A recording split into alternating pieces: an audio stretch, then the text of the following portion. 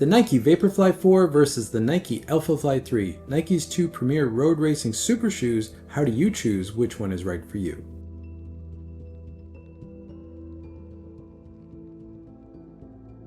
With the update of the Vaporfly 4, it now brings both of these shoes into the same design language, and it creates very specific use cases for both of these shoes. However, unbeknownst to a lot of other reviews I've seen of the new Vaporfly 4, this isn't a half marathon shoe and this is a full marathon shoe. Both these shoes are capable of really any road racing distance. It's really going to come down to what feel you're looking for. As always with my versus videos, let's start with the specs. Now this is still a Vaporfly versus an Alphafly. The Vaporfly 4 is a smaller, more nimble, lighter shoe, and as you can see from the weight standpoint, it is considerably lighter, and you do notice that on foot. I would say that's one of the primary things you do notice, is that the Vaporfly 4 is just so much lighter. And the Alphafly 3 is already a very light shoe. For as big as that shoe is and as much foam as there is in that shoe, it's still very lightweight. That just tells you how much lighter the Vaporfly 4 is on foot. From a drop standpoint, the Vaporfly 4 moves down to a 6mm drop, and I'm going to say that actually probably feels like a true 6. If anything, it could feel like an 8, and that's due to the plate configuration, which I'll get into in this video. Whereas the Alphafly 3 is really that 8mm, feels like an 8mm, feels like a Nike racing shoe where you're up on your toe. In fact, both of these shoes do. From a midsole standpoint, these are both full ZoomX midsoles with a carbon fiber fly plate. However, the Alphafly 3 has the Air Zoom pods in the forefoot, which is the marquee element of the Alphafly. And from a ride profile standpoint of these two shoes, I will say the Vaporfly 4 is a very sharp feeling shoe, meaning it's very nimble, it's very responsive, it's very aggressive. Where the Alphafly 3 is very, very bottomless. It's a shoe that you just feel like there's no end to the amount of foam, and there's a lot of resilience in that entire system under the forefoot of that shoe. The resilience of both these shoes is very similar. It's just how they get there is very different. Moving to the outsole and contact patch of these two shoes, as you can see from a dimension standpoint, the Vaporfly 4 is considerably narrower, and that adds to that sharpness I was talking about, that nimbleness. The Vaporfly 4 is an extremely nimble shoe, and that's what the Vaporfly has always been, so there's no surprise there. From a dimension standpoint, the dimensions of the Vaporfly 4 are in line with any previous Vaporfly. The difference with the Vaporfly 4, though, is that the carbon fiber fly plate is slightly wider in the midfoot and the heel, making the Vaporfly 4 a little bit more stable. It's still a Vaporfly, it's still a super shoe, but as far as Vaporflies go, it's a little bit more stable, whereas the Alphafly 3 is just a wider platform. Again, there's a lot of shoe here. It just never feels particularly bulky on foot, but the Vaporfly 4 is considerably more nimble and agile on foot. And looking at the outsoles of these two shoes, the Vaporfly 4 has moved back to a single-piece forefoot piece of rubber, which is very reminiscent of the outsoles we saw on the Vaporfly Next% 1 or 2, whereas the Alphafly 3 has a few different types of rubber on the forefoot and in the heel pods, but that makes sense given all the technology in the Alphafly 3.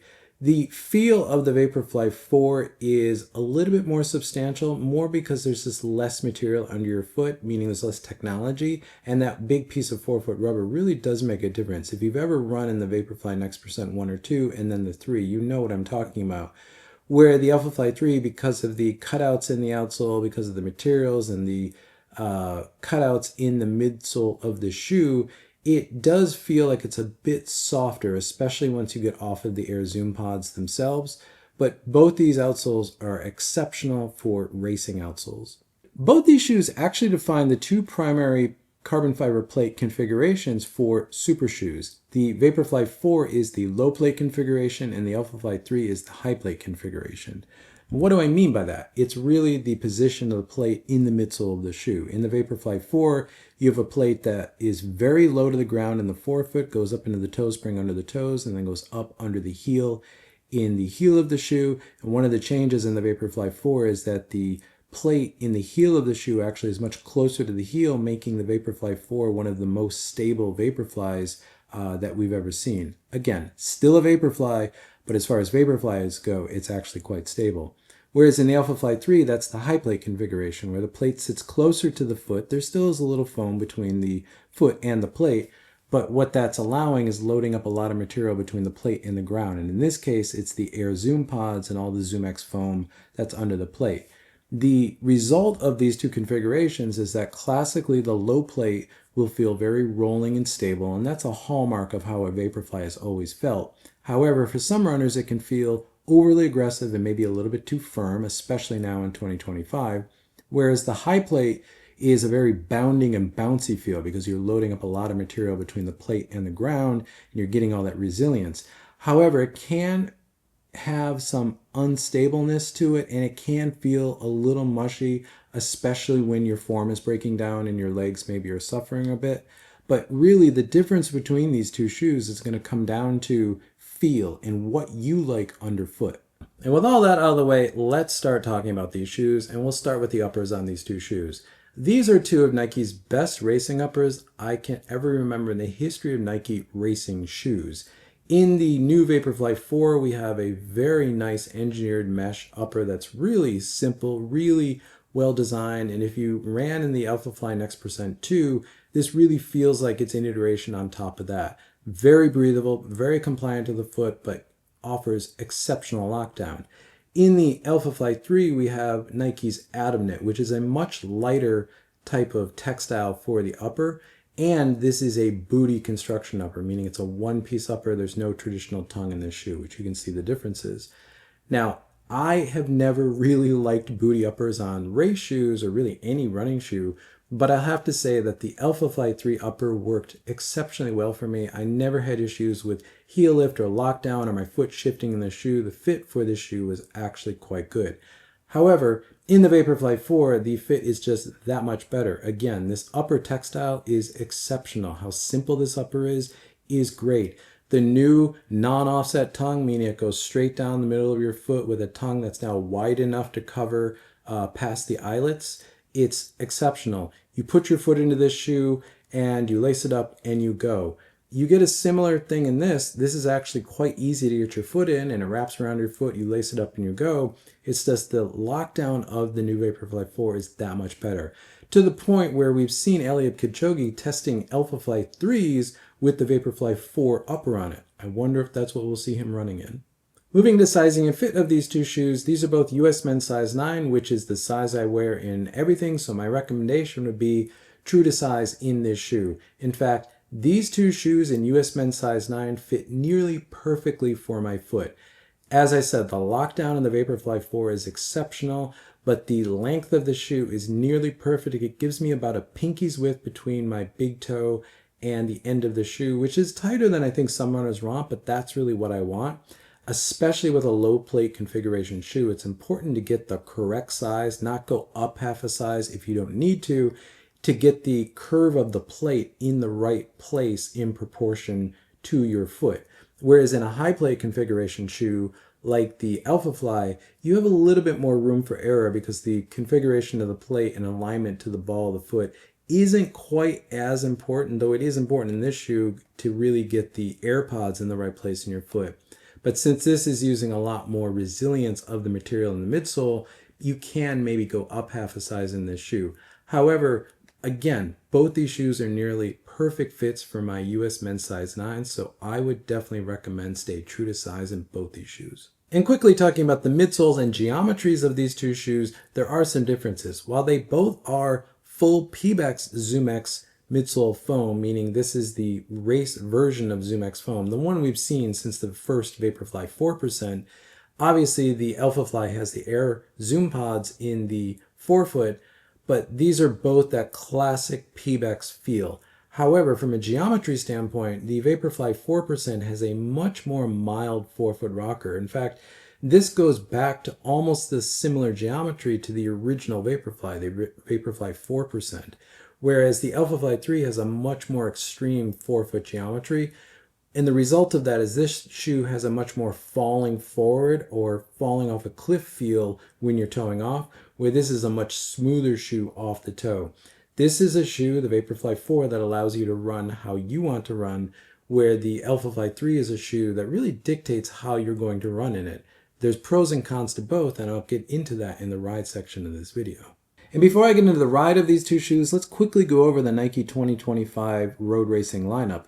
And the Vaporfly 4 really is the center of this lineup. The Vaporfly has always been the all-rounder in Nike's road racing offerings. It's a shoe that's very capable of everything from the road mile all the way up to the full marathon and really everything in between. It is not a shoe and never has been a shoe that's focused only on the half marathon or below. It's a shoe that's completely capable of any road racing distance. However, the Alphafly 3 is Nike's true distance offering. It is a shoe really geared more towards the half marathon and especially the full marathon.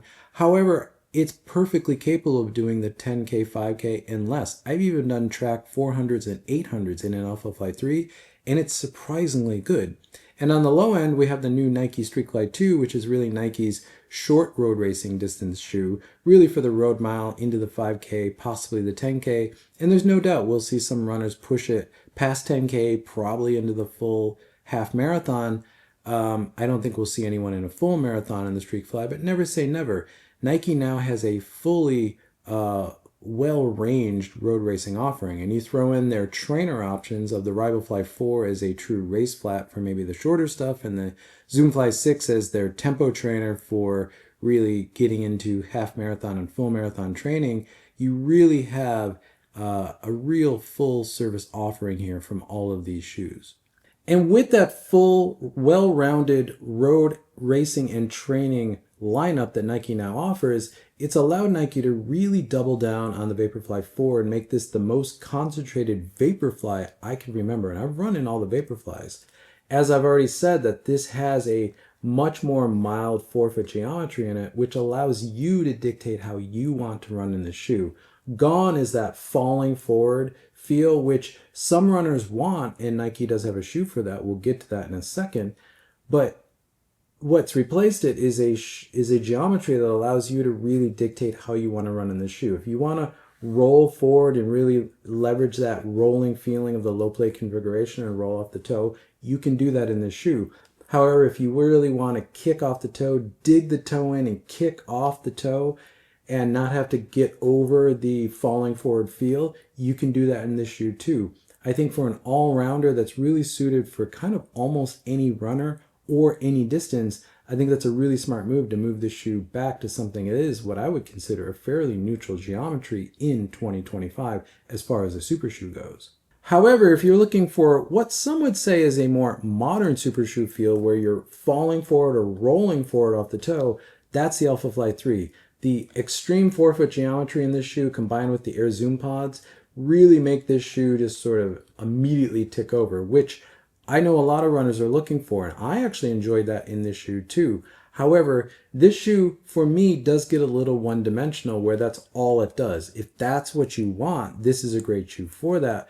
But depending on the distance, I may want a little bit different feel. And while this shoe does do all distances I've tried it in, I've tried it in basically every distance that you would race in, it again is always going to give you that falling forward or rolling forward feel, really loading up all the material here under the forefoot and bouncing off the toe. If that's what you're looking for, this is going to be the one that you prefer. And that really is the difference between these two shoes. As I've already pointed out, both these shoes are capable of really any road racing distance that you want to do. However, it's going to come down to what feel do you want underfoot. If you want that more rolling, stable feel of the low plate configuration, that's always a Vaporfly. If you want that more bounding, falling forward, bouncing off the forefoot of the shoe, that's always the Alphafly. And that really comes down to the difference here. What ride do you want between these two shoes? Another way to see this is with my performance matrix. So if we put both these shoes on here and we map them across these four categories, as you can see, both these shoes cover exactly the same thing. However, they focus in on slightly different areas. The Vaporfly 4, because it's a sharper, more nimble, more aggressive shoe, I think is better for that max effort running. If you need to pick up the pace, you need to sprint to catch a pace group, you're doing a shorter distance that's on the upper end of your pace range, the Vaporfly 4 is probably the better option. It can still do that threshold or steady running. It does it quite well. It's just, I think it's happier the faster you're going. Whereas the Alphafly 3 is a shoe that, again, covers all the same range, but I think it sits better in that threshold. You can pick up the pace in it. It's the first Alphafly that you really can, but it's a shoe that wants to sit there in threshold on the lower end of threshold, which is about where your marathon pace should be, and just keep ticking over footfall after footfall, and really just with the geometry and the air zoom pods and everything in that shoe just help you maintain and stay in that pace at the lower end of your threshold. That's really where the Alphafly 3 does really well. So what's the verdict here? Which of these two shoes do I prefer? Well, I do have a preference, and that preference is the Vaporfly 4. I've just always been a Vaporfly runner. I prefer a shoe that's sharper, more nimble, more responsive, and that's always been the Vaporfly, and that's generally what I'm going to pick for most racing on the road. However, I think the decision comes down to a few things. As I've already pointed out, you need to decide what kind of feel do you want. Do you want that more rolling, stable feel of a low plate configuration, therefore the Vaporfly, or do you want that more bounding and bouncy feel, but maybe a little bit unstable of the high plate configuration, the Alphafly? Once you know that, then I think you need to look at your course. Is your course very twisty, very turny? Do you have some subtle elevation changes, kind of maybe going over maybe some bridges or some highway overpasses, that kind of stuff, not massive elevation changes? If that's the case, I do think the Vaporfly 4 is the better option. This is going to handle all those twists and turns better. This is going to allow you to accelerate a little bit better. I just think this is the more nimble option for a tighter, twistier course with some elevation changes.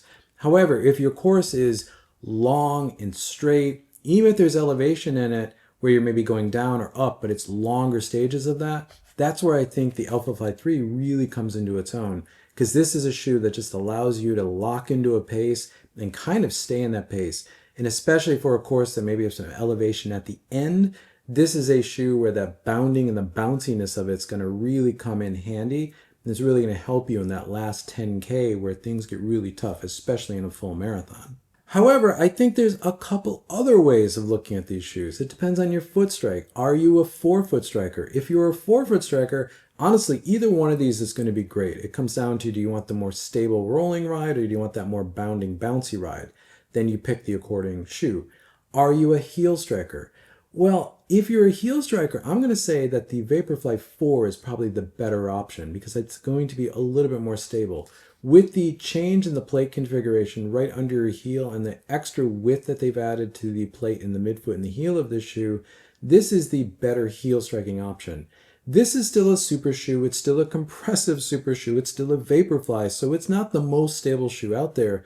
But I do think you're going to do a little bit better in this shoe than you would over the Alphafly 3, especially with the heel bevel. As you can see in the Vaporfly 4, the heel bevel is pushed back just a little bit further behind the heel, whereas in the Alphafly 3, it's really right under the heel, and this can feel a bit strange for some runners. And if you're a midfoot striker, again, I think you're going to do well in either one of these shoes, but I do think the Alphafly 3 is probably going to be a better option because you're really going to load up all of the technology in this midsole and really transition to the forefoot and really get that bounding, bouncy feel. You'll do fine in the Vaporfly, but I think it's going to feel quite flat, and with as narrow as this shoe is in the midfoot, if you do need any type of support as a midfoot striker, this shoe could be a little bit problematic. But if you've run in Vaporflies in the past, this is still a Vaporfly, and if you've kind of figured out how to run on them and make them work for you, this one's going to work exceptionally well. You really can't go wrong with either one of these shoes. They are probably two of the top premier super shoes that you can buy right now in 2025. We will be seeing a Alphafly 4 at some point, maybe later this year, definitely by early next year. And that shoe looks like it has slightly different geometry over the Alphafly 3. However, it still will be on Alphafly, and I think it will give you the same essence of that bouncy Alphafly ride to really complement the Vaporfly in Nike's road racing lineup. But we'll talk about that one when we get there. Thank you for making it to the end of the video. If you find this content useful, consider subscribing. You'll see more content from me pop up in your feed. If not, drop a like on this video because it helps this channel continue to grow, which I always appreciate. And with that, I'll catch you in the next one.